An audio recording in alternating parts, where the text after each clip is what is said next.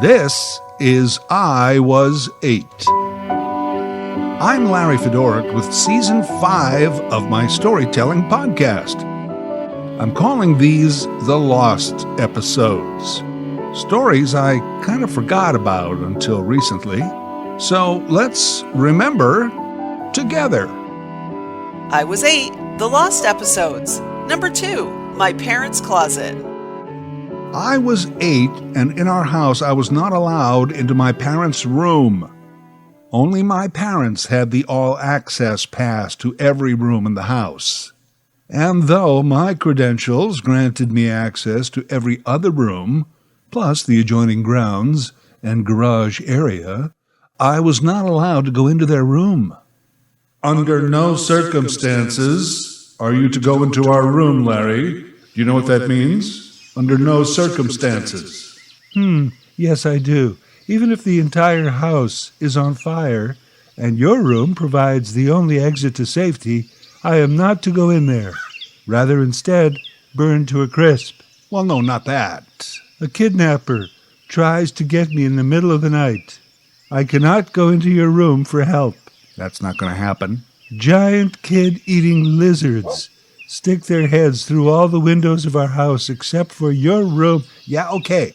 If that ever happens, you can come into our room.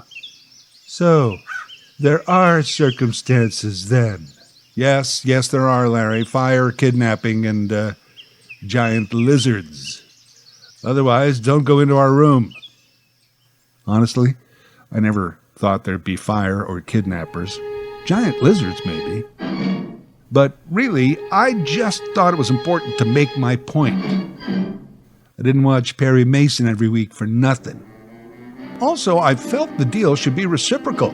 This family can have access to all the rooms in the house with the following exceptions. I don't go into your room, and you don't go into mine. Yeah, sure. Well, they broke that deal within days. Dad, what are you doing in my room? Looking for my pliers. What would your pliers be doing in my room? I don't know, but here they are. Oh yeah, I forgot. Had some emergency plying I had to do. Forgot to put them back. Next day, caught Mom in my room with a broom and a dust cloth. What are you doing? Cleaning your room. Yeah, right, nice try. I better not be missing anything after the cleaning. So here's the deal. I broke the rule all the time, too. If you remember, both my parents worked. I was home alone after school. There was no locks on the doors. You think I'm not going to go in there? Especially if you're trying so hard to keep me out. There must be something in there worth seeing. There wasn't, other than they had a better view than I did. Bedrooms on the second floor. We lived on the last street in town, so I looked out over the great Canadian prairie, i.e., nothingness. Their window looked out over town. They could witness the daily hustle and bustle of a great Canadian prairie town, population 1,000. Also, they just had a plain window. My window in my room had a stained glass panel at the very top, configurations of different stained glass colors and shapes, with a clear round piece in the middle. I mention that because at night, if there was any little bit of light from anywhere in that middle pane of glass, I could see what looked like the face of a growling, attacking King Kong. I'd close my eyes or hide under the covers, but when I peeked out, he'd still be there. I guess I knew he wasn't really there, just a face in the glass, but it used to scare the crap out of me. By the way, seeing faces and things in places where there are no faces, that's called pareidolia, facial pareidolia. I had no idea it was a thing. I just thought King Kong was in the window every night.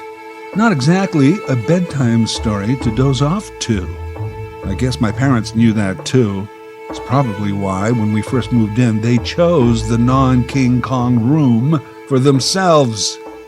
And where there's King Kong, can giant lizards be far behind? Other than that, their room was pretty unspectacular. I couldn't really see the reason for not wanting me to ever be in there. And I looked. Oh, I memorized every part of that room. The bed, the pictures, Mom's dressing table, everything. The reason being, if I was to go in there, everything had to be exactly as I found it when I left. Otherwise, they would know. I actually used to empty out my pockets before I went in. I didn't want anything to accidentally fall out of my pocket, unknowingly leave behind some evidence. Yes, I was a devious child. An idiot, but devious. One night at supper, right out of the blue, my parents said, by the way, new rule, never, ever go into our closet.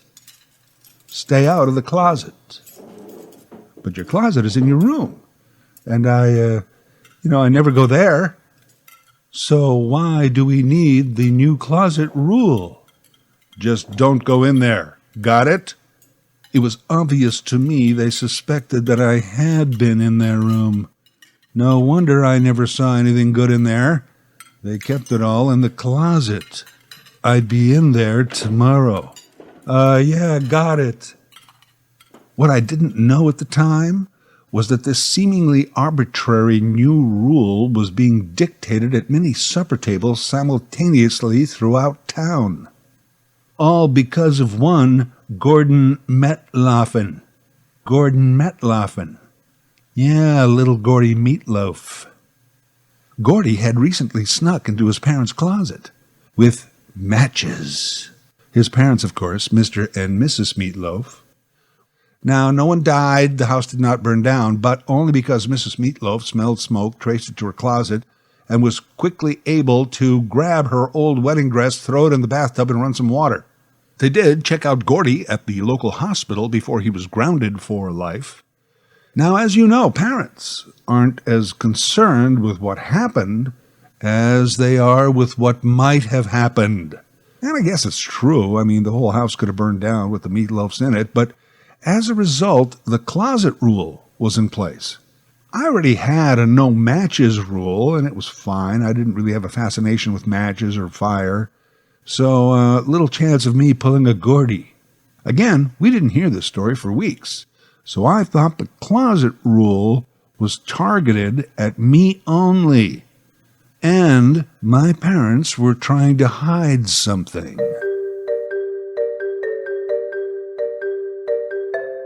Next day, I ran directly home from school to give me maximum time for rule breaking before one of my parents got home. I had all of last night, except for the King Kong moments, and most of the day to think about what might be in the closet.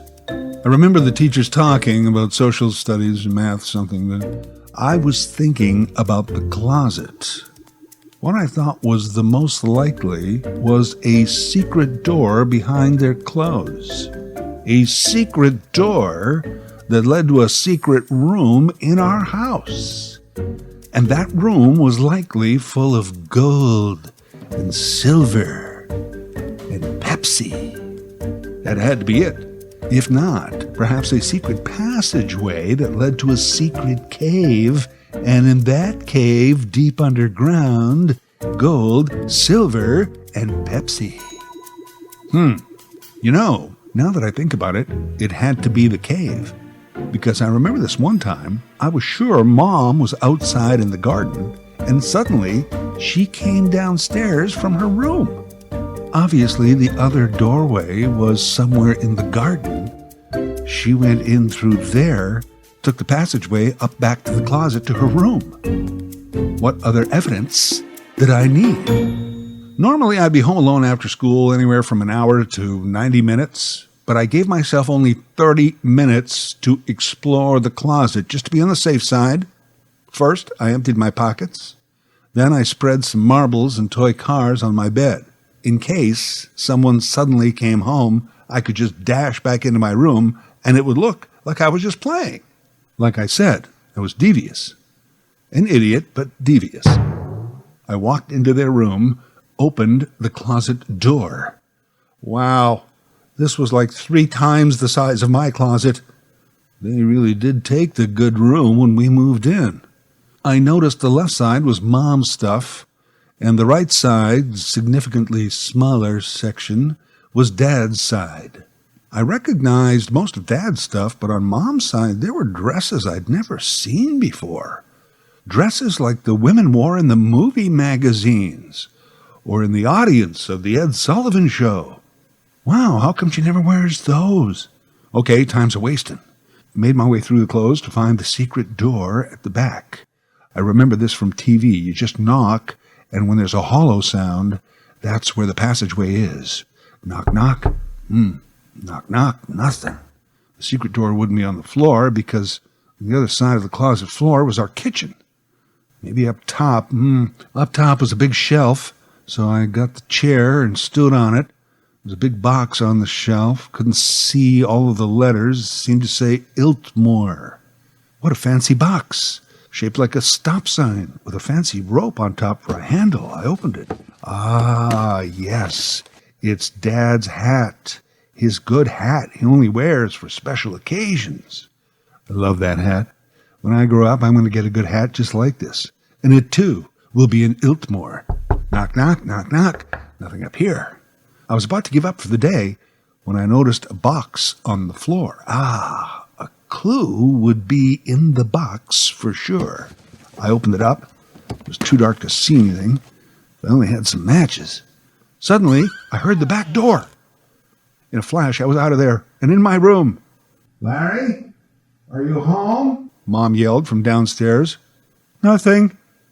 Yes, just up in my room, playing with marbles and toy cars.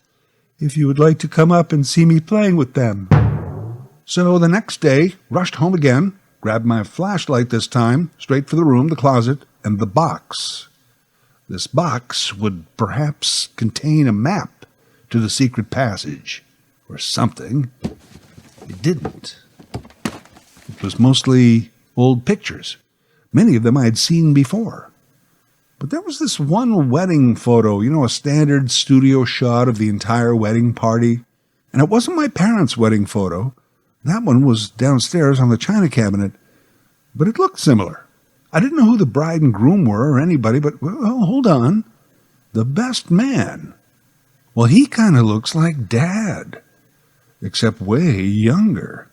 Almost like high school age. More hair.